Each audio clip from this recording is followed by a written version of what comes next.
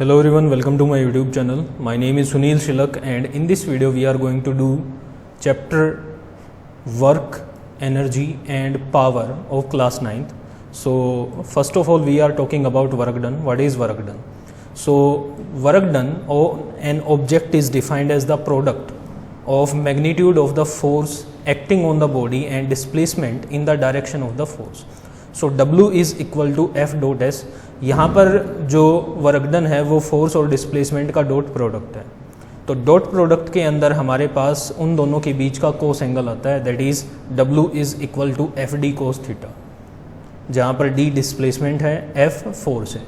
If the force acting on a body cause no displacement then work done is zero. For example pushing a wall, जब आप एक wall को push करने की कोशिश करते हो तो उस टाइम पर आप चाहे कितना ही फोर्स लगा लेते हो लेकिन there will be no displacement, so the work done at that time will be zero. तो उस टाइम पर वर्क डन ज़ीरो हो जाएगा। So I am talking about the three types of work done. First of all we have positive work done, next is negative work done and in what cases there will be zero work done. सो पहले हम बात करते हैं positive work done की। मान लो मैं इस डायरेक्शन के अंदर किसी ऑब्जेक्ट के अंदर फोर्स लगा रहा हूँ और जो डिस्प्लेसमेंट है वो भी इसी डायरेक्शन के अंदर हो, तो उसको हम पॉजिटिव वर्क डन कहते हैं।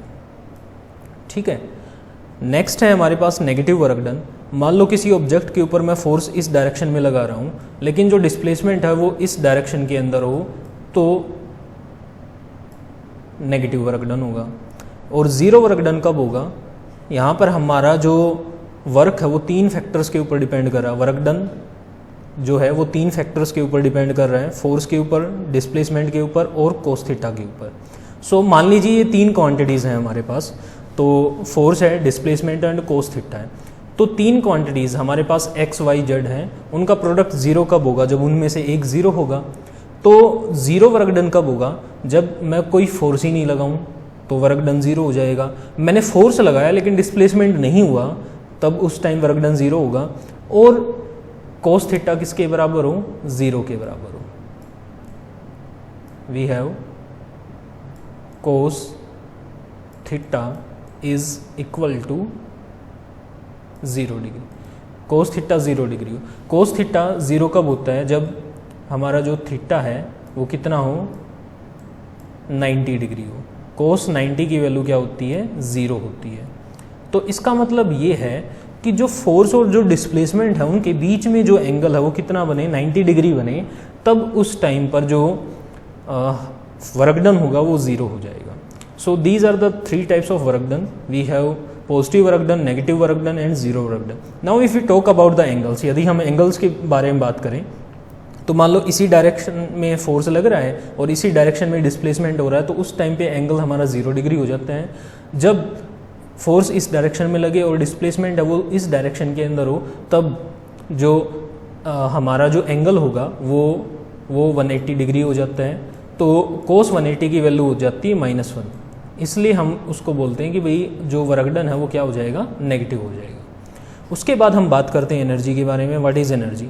Energy is defined as the ability to do work. कार्य करने की जो क्षमता होती है उसको हम एनर्जी कहते हैं। Its unit is same as that of work. इन जो एनर्जी और वर्क है दोनों की जो यूनिट है वो सेम रहती है। अब यहाँ पे हम बात करते हैं वर्क डन के बारे में कि वर्क डन जो है, वर्क डन किसके बराबर होता है?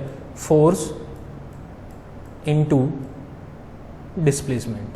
अब जो वर्क डन है हमारे पास, force into displacement, work done की एसआई यूनिट निकालते हैं। फोर्स की एसआई यूनिट क्या होती है हमारे पास? न्यूटन। और डिस्प्लेसमेंट की जो एसआई यूनिट है वो हमारे पास क्या हो जाएगी? मीटर। सो वर्क डन है उसकी जो एसआई यूनिट होती है वो न्यूटन मीटर, या फिर हम उसको सिंपली जूल कह सकते हैं। ठीक है, तो ऐसे ही एनर्जी की यूनिट भी सेम रहती है, जूल न्यूटन मीटर। अब मान लो फोर्स है, फोर्स को आप क्या लिख सकते हो? मास इनटू एक्सेलरेशन, और यहाँ पर डिस्प्लेसमेंट हो गया हमारे पास। मास की यूनिट क्या होती है? किलोग्राम।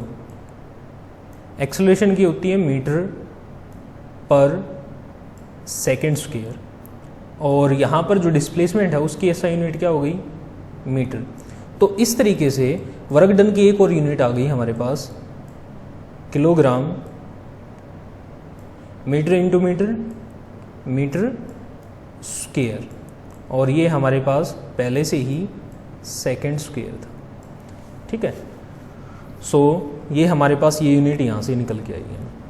अब वर्क डन है वो 1 जूल कब होगा, जब हम 1 न्यूटन फोर्स लगाएंगे और ऑब्जेक्ट है वो 1 मीटर तक डिस्प्लेस हो जाए, ठीक है, तो उसको हम 1 जूल कहेंगे। उसके बाद हम बात करते हैं एनर्जी की डिफरेंट फॉर्म्स के बारे में, जैसे light energy, heat energy, chemical energy, electrical energy और मैकेनिकल एनर्जी। जो मैकेनिकल एनर्जी होती है वो काइनेटिक एनर्जी और पोटेंशियल एनर्जी का सम होती है, दोनों का सम होती है। Now we are talking about kinetic energy. Kinetic energy क्या है हमारे पास, the objects in motion possesses energy and can do work and this energy is known as kinetic energy. जितनी भी ऑब्जेक्ट हैं जो मोशन के अंदर होती हैं उनके अंदर हम बोलते हैं कि काइनेटिक एनर्जी होती है। सो हम वर्क डन और एनर्जी की हमने यूनिट पढ़ी थी कि दोनों की दोनों सेम होती हैं। तो अब हम काइनेटिक एनर्जी के लिए एक एक्सप्रेशन निकालेंगे। तो हमारे पास ये है कि जो वर्क डन है वो किसके इक्वल होता है, force into displacement. Now force किसके इक्वल होता है, मास इनटू एक्सेलरेशन, और डिस्प्लेसमेंट है उसको मैं एस से डिनोट कर रहा हूँ। अब यहाँ पर हम third equation of motion use कर रहे हैं, that is v square minus u square is equal to 2as। तो s की वैल्यू क्या हो गई हमारे पास, v square minus u square by 2a। यहाँ पर 2a मल्टीप्लाई में उधर लेके आएंगे तो डिवाइड में, तो s की वैल्यू क्या आ जाएगी, v square minus u square divide by 2a। तो यहाँ पर मैं वैल्यू पुट करता हूँ तो मेरे पास क्या आ जाता है, क्या एक्सप्रेशन आएगा, s की वैल्यू क्या है मेरे पास, v square minus u square divide by 2a। तो a से a क्या हो गया, कैंसिल आउट हो गया। तो ये जो वर्क डन है वो हमारा किसके इक्वल हो जाएगा, काइनेटिक एनर्जी के इक्वल हो जाएगा। तो काइनेटिक एनर्जी को आप इसको ऐसे रिप्रेजेंट कर सकते हो 1/2 m v square minus u square, इसको ऐसे रिप्रेजेंट कर सकते हो, ठीक है। नेक्स्ट है हमारे पास ये हमारे पास आ गया जब काइनेटिक एनर्जी के लिए एक्सप्रेशन आ गया, फॉर्मूला आ गया 1/2 m v square minus u square. अब मान लो कोई जो ऑब्जेक्ट है वो किस में है, रेस्ट में है, तो रेस्ट में इनिशियल जो वेलोसिटी होती है वो क्या होती है, 0। तो 0 पुट करने पर हमारे पास क्या आ जाएगा, 1/2 m v square, half m v square आ जाएगा। तो जितनी ज़्यादा वेलोसिटी होगी उतनी ही ज़्यादा काइनेटिक एनर्जी होगी, जितना ज़्यादा मास होगा उतनी ही ज़्यादा काइनेटिक एनर्जी होगी। Now we are talking about potential energy. तो पोटेंशियल एनर्जी के बारे में बात करेंगे हम, उससे पहले वर्क एनर्जी थ्योरम है, सॉरी, जो वर्क एनर्जी थ्योरम क्या कहती है कि जो नेट वर्क डन है किसी ऑब्जेक्ट पे, जो वर्क डन हुआ है वो किसके इक्वल होगा। तो आप उसको इसके साथ लगा सकते हो, इसके साथ फाइंड आउट कर सकते हो कि काइनेटिक एनर्जी के अंदर कितना चेंज हुआ। तो हमारे पास डब्ल्यू नेट की वैल्यू किसके इक्वल आ जाएगी, kinetic energy final minus kinetic energy initial. तो फाइनल में आपकी फाइनल वेलोसिटी हो जाएगी हाफ m वी स्क्वेयर हो जाएगा। नेक्स्ट काइनेटिक एनर्जी इनिशियल, तो उसके लिए हाफ m यू स्क्वेयर हो जाएगा, क्योंकि इनिशियल वेलोसिटी आएगी उस टाइम पर जिसको हम u से रिप्रेजेंट करते हैं, ठीक है। तो 1/2 m कॉमन आ गया दोनों में, तो यहाँ पर v square minus u square बच जाएगा हमारे पास। तो अभी हम बात करते हैं कि किन किन फैक्टर्स के ऊपर काइनेटिक एनर्जी डिपेंड करती है। So we have the mass. जो काइनेटिक एनर्जी है वो मास के डायरेक्टली प्रोपोर्शनल होती है, ठीक है, और directly proportional to the kinetic energy. All the 3 quantities are directly proportional to the kinetic energy. तो मास एक काइनेटिक एनर्जी के डायरेक्टली प्रोपोर्शनल होता है, वेलोसिटी काइनेटिक एनर्जी के डायरेक्टली प्रोपोर्शनल होती है, और मोमेंटम क्या होता है, मोमेंटम को हम जो लीनियर मोमेंटम होता है वो पी के इक्विवेलेंट माना जाता है। पी की वैल्यू किसके इक्वल होती है, एम वी के इक्वल होती है यदि हमारी इनिशियल वेलोसिटी 0 है, और यदि हम बात करें इनिशियल वेलोसिटी है कुछ, तो m into change in velocity होता है, that is v minus you के बराबर होता है, ठीक है। तो मास ज़्यादा है, काइनेटिक एनर्जी ज़्यादा होगी, वेलोसिटी ज़्यादा है, काइनेटिक एनर्जी ज़्यादा होगी, मोमेंटम ज़्यादा है तो काइनेटिक एनर्जी भी ज़्यादा हो जाएगी। Now we are talking about potential energy. तो जो एनर्जी हम क्या कर सकते हैं, स्टोर कर सकते हैं किसी भी ऑब्जेक्ट के अंदर, उसको हम क्या बोलते हैं, पोटेंशियल एनर्जी बोलते हैं। जैसे हम किसी रबर को स्ट्रेच करते हैं, ठीक है, वो जैसे ही हम उसको छोड़ेंगे तो वो उसके अंदर एनर्जी स्टोर हो जाती है और वो अपनी पोजीशन को रीगेन कर लेता है। The energy that is possessed by a body by virtue of its configuration or change in position is known as potential energy। 3 types की पोटेंशियल एनर्जी होती है हमारे पास, जैसे कि हम ग्रेविटेशनल, केमिकल और इलास्टिक। तो ग्रेविटेशनल की बात करें तो जो एनर्जी पोटेंशियल होता है, जो किसकी वजह से आता है, ऑब्जेक्ट्स की हाइट और वेट की वजह से आता है, ठीक है, उसको हम ग्रेविटेशनल पोटेंशियल एनर्जी कहते हैं। केमिकल पोटेंशियल एनर्जी की बात करें तो जो एनर्जी पोटेंशियल एटम्स के कंटेनमेंट से, जो जितनी भी ऑब्जेक्ट्स हैं, आपको पता है कि उनके अंदर रिएक्शंस वगैरह होती हैं, एटम्स, मॉलिक्यूल्स प्रेजेंट होते हैं, तो उसकी वजह से हम बात करते हैं कि उनके अंदर केमिकल पोटेंशियल एनर्जी होती है। Next we have the elastic potential energy. तो ये ऑब्जेक्ट को कंप्रेस और स्ट्रेच करने से आती है, ठीक है। यदि आप किसी ऑब्जेक्ट को स्ट्रेच कर रहे हो, कंप्रेस कर रहे हो, तो उसके अंदर इलास्टिक पोटेंशियल एनर्जी आ जाएगी। अब हम बात कर रहे हैं कि पोटेंशियल एनर्जी क्या होगी एक हाइट h के ऊपर। तो मान लीजिए ये हमारा सरफेस है और यहाँ पर हमने एक ऑब्जेक्ट को h हाइट पर रखा हुआ है। This is at height h from the earth surface. So हम बात कर रहे हैं कि कोई भी ऑब्जेक्ट है, जब आप उसको एक सर्टेन हाइट तक उठाते हो तो आपको पता है कि आपको ग्रेविटी के अगेंस्ट वर्क डन करना पड़ता है। तो यही जो वर्क डन है वो पोटेंशियल एनर्जी की फॉर्म में स्टोर हो जाता है। तो वर्क डन किसके इक्वल होता है, फोर्स इनटू डिस्प्लेसमेंट। अब यहाँ पर फोर्स की वैल्यू किसके इक्वल है, मास इनटू एक्सेलरेशन। लेकिन यहाँ पर जो एक्सेलरेशन होगा वो एक्सेलरेशन ड्यू टू ग्रेविटी आएगा, यानी कि F की वैल्यू हमारे पास mg हो जाएगी। और mg किसके इक्वल होता है, basically this is the weight. कि आप ऑब्जेक्ट का कुछ ना कुछ वेट होता है, तो आप उसको एक हाइट h तक लेके जा रहे हो, ठीक है। तो यहाँ पर हमारा पोटेंशियल एनर्जी क्या हो जाएगी, तो यहाँ पर फोर्स इनटू डिस्प्लेसमेंट है। तो यहाँ पर जो वर्क डन है हमारा, वर्क डन किसके इक्वल हो गया, mg।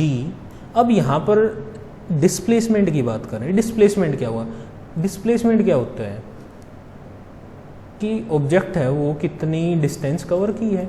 तो यहाँ पर यदि हम बात करें अर्थ सरफेस से कितनी डिस्टेंस हो गई, h हाइट तक, ठीक है। जनरली डिस्टेंस को हम हॉरिजॉन्टली मेजर करते हैं, but if you talk about vertical distance that will be height. तो यहाँ पर जो वर्क डन है वो किसके इक्वल हो गया, mgh के इक्वल हो गया। तो यहाँ पर पोटेंशियल एनर्जी किसके इक्वल आ जाएगी हमारे पास, mg h final minus h initial, ठीक है। उसके बाद हम बात करते हैं law of conservation of energy के बारे में। Law of conservation of energy क्या कहता है कि हम एनर्जी को ना तो डिस्ट्रॉय कर सकते हैं ना ही क्रिएट कर सकते हैं, but it can be transferred from one form to the another form. आप इसको एक फॉर्म से दूसरी फॉर्म के अंदर चेंज कर सकते हो। तो यहाँ पर law of conservation of energy क्या कहेगा कि जो टोटल एनर्जी है after transformation always remains constant. यानी कि आपने कितनी एनर्जी, टोटल एनर्जी लगाई है वो मैकेनिकल एनर्जी के इक्वल हो जाएगी। यानी कि मैकेनिकल एनर्जी किसके इक्वल है, काइनेटिक प्लस पोटेंशियल एनर्जी के इक्वल है। For example consider a ball falling from a height at height h। Potential energy क्या होती है, mgh होती है। लेकिन जैसे ही आप ऑब्जेक्ट को ग्राउंड पर हिट करते हो तो उसके पास कुछ वेलोसिटी होती है, तो वो क्या हो जाएगी, काइनेटिक एनर्जी के इक्वल हो जाएगी। तो पोटेंशियल एनर्जी और काइनेटिक एनर्जी इक्वल होंगे, यानी कि mgh की वैल्यू किसके इक्वल आ जाएगी, हाफ mv² के इक्वल आ जाएगी। उसके बाद हम बात करते हैं एनर्जी ट्रांसफॉर्मेशन के बारे में। तो एनर्जी ट्रांसफॉर्मेशन का मतलब क्या होता है कि एक फॉर्म से दूसरी फॉर्म के अंदर कन्वर्जन। सो जैसे हम केमिकल एनर्जी की बात करते हैं तो फूड को हम कंज्यूम करते हैं, ठीक है, और बाद में हम उसका प्रयोग स्पोर्ट्स वगैरह के लिए करते हैं या फिर पढ़ने के लिए करते हैं। तो दैट इज़ हमारे फूड के अंदर जो केमिकल एनर्जी होती है वो स्टोर होकर पोटेंशियल एनर्जी की फॉर्म में हो जाती है, और पोटेंशियल से हम उसको काइनेटिक एनर्जी के अंदर कन्वर्ट करते हैं। After that we have radiant energy. Sunlight is consumed by plants and converted into energy for the growth. आपको पता है कि जो पौधे होते हैं, प्लांट्स होते हैं, फोटोसिंथेसिस करते हैं और फोटोसिंथेसिस से जो ग्लूकोज ऑब्टेन होता है वो ग्रोथ के लिए यूज़ किया जाता है। After that we have electrical energy. Energy transfer to an oven is converted into thermal energy for heating for our food. आप अपना खाना वगैरह पकाने के लिए ओवन वगैरह यूज़ करते हो तो उसमें जितनी भी इलेक्ट्रिकल एनर्जी ट्रांसफ़र की जाती है वो किसके अंदर चेंज हो जाती है, थर्मल एनर्जी के अंदर चेंज हो जाती है। उसके बाद कुछ और एग्जांपल्स हैं हमारे पास, जैसे यदि हम फॉसिल फ्यूल्स की बात करें तो केमिकल एनर्जी है वो हीट के अंदर, मैकेनिकल या फिर इलेक्ट्रिकल एनर्जी के अंदर चेंज हो जाती है। यदि हम सनलाइट की बात करें तो वो सोलर सेल्स के अंदर इलेक्ट्रिकल एनर्जी में कन्वर्ट हो जाती है।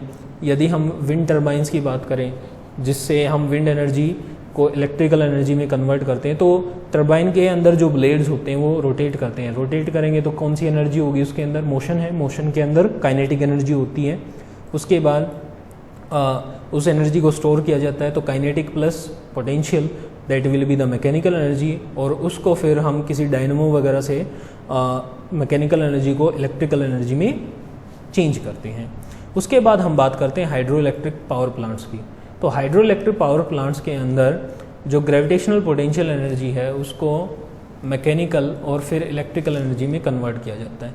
तो इसको मैं आपको समझा देता हूँ कि मान लो हमारे पास एक डैम है, दिस इज़ ए डैम। तो यहाँ पर पानी क्या हो गया, स्टोर हो गया, पानी का कुछ वेट होगा तो वो ग्रेविटेशनल पोटेंशियल एनर्जी होगी हमारे पास। तो यहाँ पर एक होल होता है, उससे पानी एक टरबाइन के ऊपर गिरता है। ये टरबाइन क्या करता है, रोटेट करता है, और रोटेट करने की वजह से इसमें काइनेटिक एनर्जी होती है, ठीक है। और इससे पाइप्स वगैरह, लाइंस वगैरह जुड़ी होती हैं जो कि एक डायनमो के साथ अटैच होती हैं और उससे इलेक्ट्रिकल एनर्जी जनरेट होती है। The last one we have the power. Power क्या होती है, the rate of doing work और the rate of transfer of energy is called power. उसको हम पावर बोलते हैं। It is denoted by P, इसको हम P से डिनोट करते हैं। तो P की वैल्यू हमारे पास W/T के इक्वल होती है। तो पावर किसके इक्वल होगी हमारे पास, वर्क डन अपॉन टाइम। तो पावर की जो SI यूनिट होती है हमारे पास वाट होती है, वर्क डन की क्या होती है, जूल, डिवाइड बाय टाइम की क्या होती है, what is the SI unit of time, it is second. तो जूल बाय सेकेंड किसके इक्वल हो गया हमारे पास, वाट के इक्वल हो गया। तो यहीं से यदि हमें 1 वाट की डेफिनेशन फाइंड आउट करनी है, what will be the definition of 1 वाट, तो हम कितना काम करें, 1 जूल काम करें कितने के अंदर, 1 सेकेंड के अंदर। If 1 joule of work is done in 1 second then it is equal to 1 watt. ये 1 वाट के इक्वल हो जाते हैं। तो हमारे पास जनरली एवरेज पावर कितनी होती है, total energy consumed divide by total time taken. तो यहाँ पर हम बात करते हैं SI यूनिट की। तो SI यूनिट क्या होती है, वाट होती है पावर की, जिसको हम जूल पर सेकंड भी बोल सकते हैं। अब हमारे पास एक प्रैक्टिकल यूनिट भी होती है जिसको हम क्या बोलते हैं, हॉर्स पावर, HP। जैसे कोई व्हीकल वगैरह लॉन्च होता है तो आपको बताया जाता है कि इतने हॉर्स पावर एनर्जी है, इतनी हॉर्स पावर एनर्जी क्रिएट करेगा ये। तो जो हम प्रैक्टिकल फील्ड्स की बात करें तो वहाँ पर एनर्जी को हॉर्स पावर के अंदर मापा जाता है। 1 हॉर्स पावर, जो हमारे 1 हॉर्स पावर है वो 746 वाट के इक्वल होते हैं, ठीक है। 1 हॉर्स पावर के अंदर 746 वाट होते हैं, तो ये ध्यान रखना है। उसके बाद हमारे पास कॉमर्शियल यूनिट आती है जिसको हम किलोवाट आवर कहते हैं। तो पावर की वैल्यू यहाँ पे क्या है, वर्क डन अपॉन टाइम है, ठीक है। तो यहाँ से यदि मैं वर्क डन की वैल्यू निकालूंगा तो वर्क डन किसके इक्वल हो जाएगा, पावर मल्टीप्लाई बाई टाइम। तो किलोवाट आवर में हम कितनी अमाउंट एनर्जी है वो कंज्यूम, इलेक्ट्रिकल एनर्जी कंज्यूम की जाती है किसी इलेक्ट्रिकल अप्लायंस के लिए, तो हम उसके लिए किलोवाट आवर यूज़ करते हैं। जैसे हम हमारे घरों के अंदर यूनिट्स आती हैं तो 1 यूनिट किसके इक्वल होता है, 1 किलोवाट आवर के इक्वल होता है। So we have work done is equal to power into time. So power will be in kilowatt and time is in hour. अब वर्क डन की ऐसा यूनिट क्या होती है हमारे पास, जूल। यदि हम 1 किलोवाट हावर के अंदर जूल्स मेजर करें तो कितने हो जाएंगे, 1 किलोवाट में 1000 वाट हो गए हमारे पास, मल्टीप्लाई बाय टाइम। टाइम की ऐसा यूनिट क्या होती है, सेकंड होती है हमारे पास। तो हावर को सेकंड में चेंज करेंगे तो ये हो जाएगा 60 मल्टीप्लाई बाई 60। 6 into 6 36, 1 2 3 4 and 5। इसको हम लिख सकते हैं 36 multiply by 10 to power is how many zeros, 1 2 3 4 and 5, 10 to power is 5 joule. यदि मैं इसको डेसिमल में रिप्रेजेंट करूँगा तो 5 की जगह यहाँ पर 6 आ जाएंगे। तो नेक्स्ट में हम इनके न्यूमेरिकल्स की प्रैक्टिस करेंगे। So if you like my video please share, comment and subscribe to the channel. Thank you everyone.